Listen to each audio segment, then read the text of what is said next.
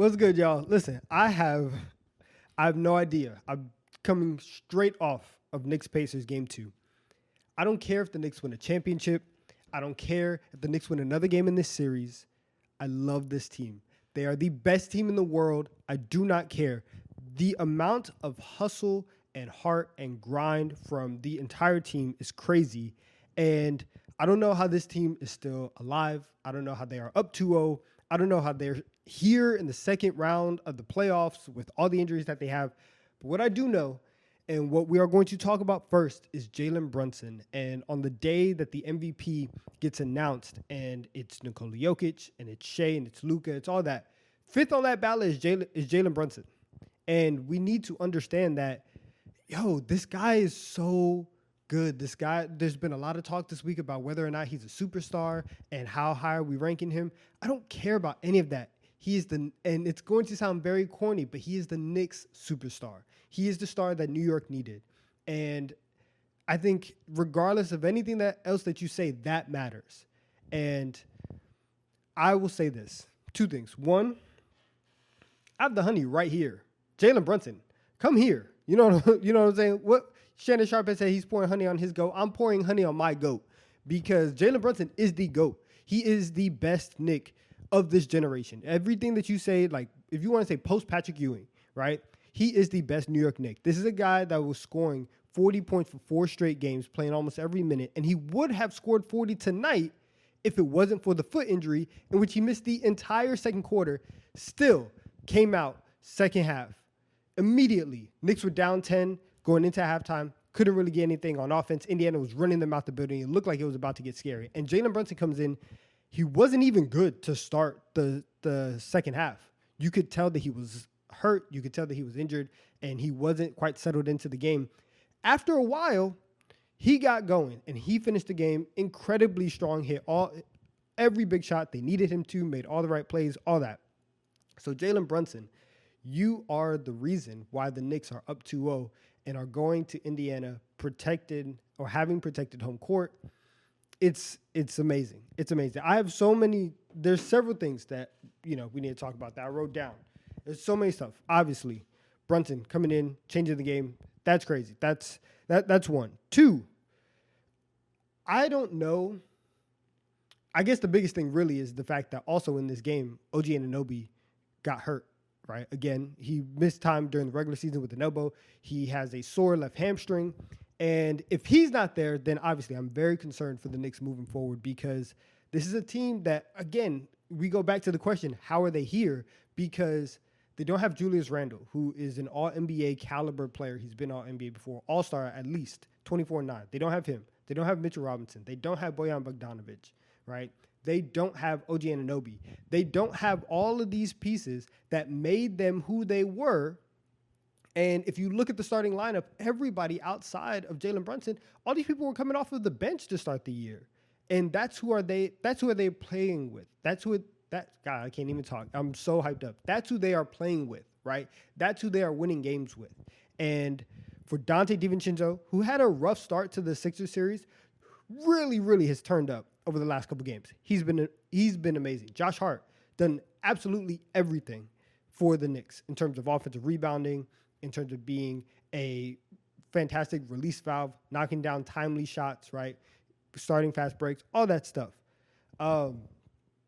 They're winning games with those guys. And I don't know if we've ever seen a team in the NBA with honestly this much dog. Like we've seen versions and types, we've seen this archetype of team before, right? You've seen the team that doesn't really have a lot of offense. They play really hard. The defense is good. But at the end of the day, they don't really have everything that it takes to get over the hump. And maybe that ends up being the Knicks. Like, honestly, if OG's out, I will be real. I'm kind of nervous to see if the Knicks can win another game in this series. But right now, everything's rolling. Like, we've seen grit and grind, Memphis Grizzlies. We've seen, I guess, at the very best, the 2004 Pistons. We've seen even the Warriors in 2022, who were based around this amazing defense and Steph Curry, and then just other people making timely shots. Like, Andrew Wiggins was the second best player on that team. We've seen versions of this team, but it has never felt like this. And maybe that's New York bias. Maybe that's the fact that it's the Knicks. And we see this team in Madison Square Garden, and we see these three guys who played in college together, and we're like, oh, wow, that's insane. Like, you just never see that. That's amazing to me, that we have seen this team come together, ride on the power of friendship, and really just out-clutch everybody in the league. Coming into tonight, they showed the stat. These guys were 5-1 in clutch games, with the one loss being the insane Tyrese Maxey game, right? We don't care about that because the Knicks won the series. But they are winning every single clutch game because they out-hustle everybody. They get every offensive rebound. They make the game as slow as it needs to be, which for Indiana, in the second half, as soon as Brunson came in and the Knicks were able to play their style of basketball, that's where you really saw the shift in that game. The Knicks were able to come back and kind of dictate the pace a little bit more, and it was a complete 180 from what the Pacers were doing in the first half. They were amazing. Like, they were getting the ball over half court within 3 seconds. Forget 7 seconds or less. They were 4 seconds or less. Every made basket, they're up the floor, right? Tyrese Haliburton is dissecting the Knicks on every single pick and roll, making perfect passes, no-look passes, all this crazy stuff. And it just wasn't there in the second half. So I think that Indiana does have a way back into the series, obviously. One, because the Knicks don't have anybody to play. Like, we saw Alec Burks tonight, guys. Alec Burks in 2024 was on the court in a playoff game. That's how down bad the Knicks are. That's how down bad I need you guys to understand that we are as Knicks fans in terms of depth. But, hey, we're here, right? We're up 2-0. Guys, let's see. What else did I write down? I wrote down, Josh Hart, the free throws. I think there's an argument to be made, and this is my Knicks fandom coming out. I will say this. There's an argument to be made that Josh Hart is getting one of the worst whistles in the playoffs. However, but that is only when he is on the offensive.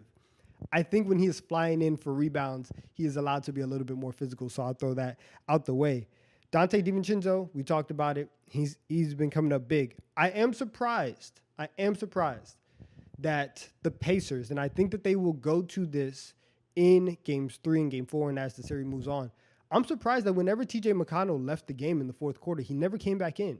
They left Nembhard to guard Jalen Brunson. And that was very interesting to me because he was getting cooked every single time. Like, Jalen Brunson got whatever he wanted. There were times where if they did not double Jalen Brunson at half court, they would let Nembhard guard him one-on-one. And that's what Jalen Brunson wants to do. He wants to lull you to sleep. He wants to hit you with the right? At the elbow, fader, or pump fake, get you under, turn, right, play off of 2 feet, all that stuff. And they just never made the adjustment. And so I'm surprised that they never went back to TJ McConnell. What else? Listen, this also Tyrese Haliburton. I think that his second half of this game was obviously worse than what it was in the first half of this game when they were playing the pace and when they were dictating what was happening with everything.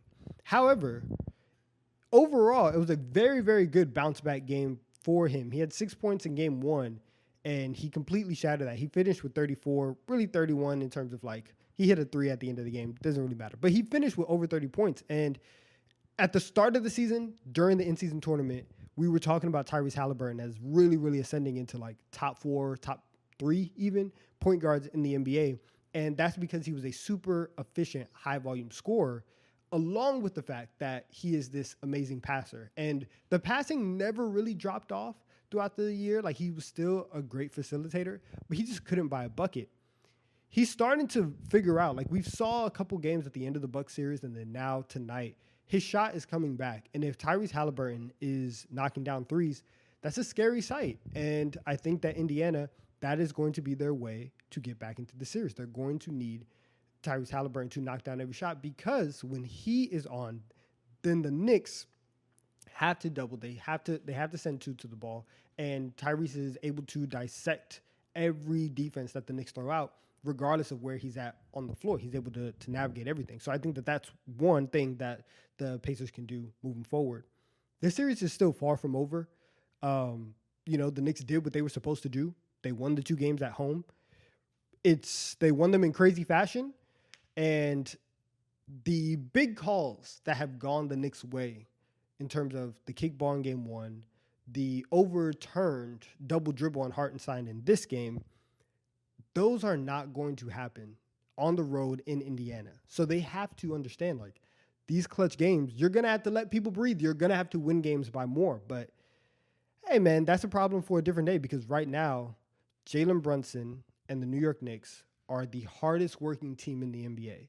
And there is nothing that anybody can do to really knock them out because regardless of how good your offense is, we've seen the Pacers play up and down for 2 games now. And we know, and honestly, the games have been styles that the Pacers should want to play. It just doesn't matter, right?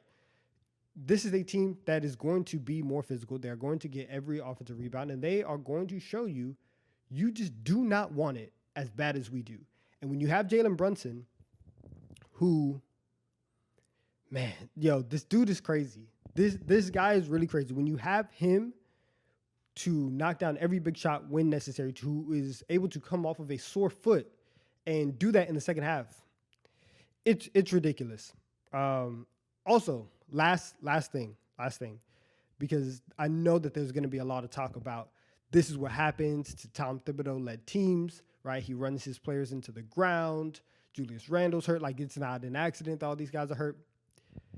Listen, OG and Julius Randle went down in the same game, and they both missed insane time. And so when the Knicks were sliding down, and as soon as OG came back, like, yeah, we're going to have to play people big minutes because seeding matters. And as we've seen in these playoffs, like, it means something to go get 50 games and to be the second seed. And now you have favorable matchups. Now the Cavaliers and the Bucks, who were at 3 and 4, and they couldn't finish the deal and, you know, end up with the 2 seed.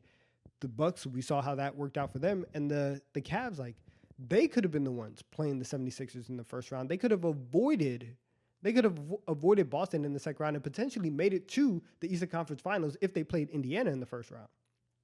But that's not going to happen. So, yes, the Knicks way is to play everybody because you are going for wins. And as a Knicks fan, I respect it. That's what I want. And I think that everybody on the Knicks is cool with it. So if the fans are cool with it, the players are cool with it, you just got to live with it, especially when you are chasing wins, which is what everything is about. But, yo, tonight's about Jalen Brunson, and we have to give him his props.